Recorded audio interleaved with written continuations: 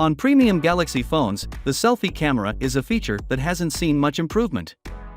In the last several years, Samsung has either reused the same sensor or, as may be the case with the Galaxy S24 range for the next year, just added software optimization.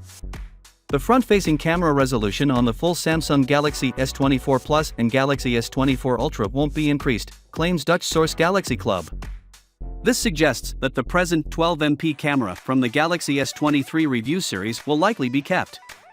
In this case, the 10MP sensor is shared by the Galaxy S21 and Galaxy S22. Samsung could be able to make advancements without using extra pixels, however, by enhancing the camera's processing or software.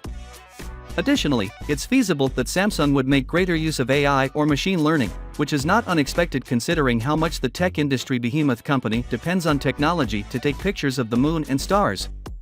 The Galaxy S24 and Galaxy S24 Plus are reported to have a 200MP primary camera or something like to the Galaxy S23 Ultra review in addition to the front camera. The Galaxy S24 Ultra will ship with a 5x telephoto back sensor, according to the same source who previously made the announcement. However, it's not clear whether the normal versions would also benefit from this. Furthermore, it's thought that the Galaxy S24 Ultra uses a more recent periscope camera with a Sony IMX754 Plus sensor coupled with 10x zoom lenses. Unfortunately, it was not made clear at all what advantages this sensor brings to the high-end smartphone.